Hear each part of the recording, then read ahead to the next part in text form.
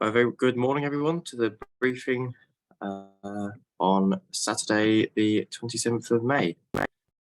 So first of all, taking a look at the charts, we can see a nice settled area over the top of us with this high pressure out to the northeast. And those isobars, well, really none around us. So the wind significantly slackened off since yesterday. Looking ahead to tomorrow, we have this cold front potentially coming through. And it really depends how far down here it does end up, whether or not that affects us or not. Hopefully it will just about stay clear of us and we'll be left with a nice day. Spot winds today towards the centre of the country, it's suggesting variable winds at 5 knots and towards the south coast, a bit more northeast at 20 knots. So we've probably got about 10 to 15 knots at most at flying height from the northeast today.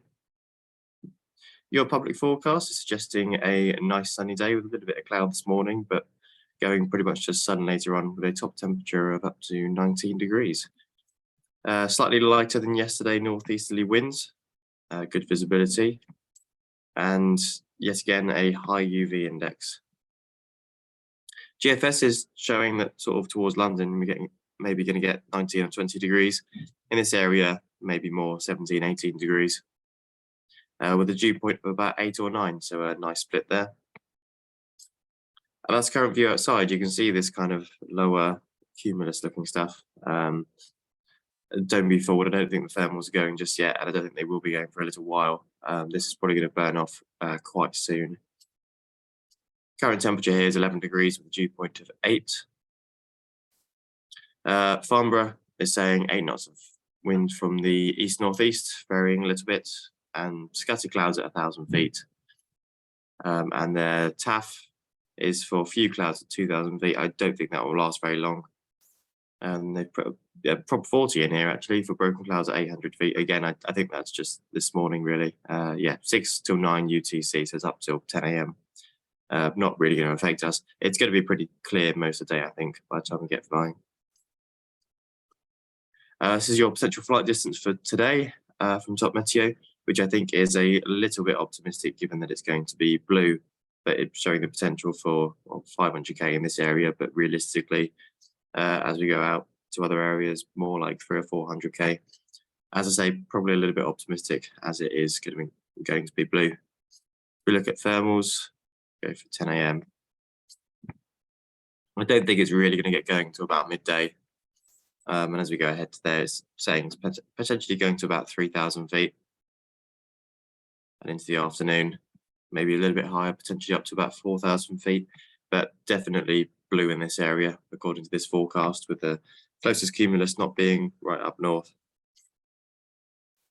Much the same as we go throughout the afternoon. Your site forecast is showing similar with not cloud-based, but usable thermal heights getting to about 3,000 by about midday, and quite a bit lower beforehand. See, at 10, 11 o'clock, it's only saying 1,600. I doubt it'll be working very well at all at that point. So we're probably looking at a temperature of 17, 18 degrees before it really gets going.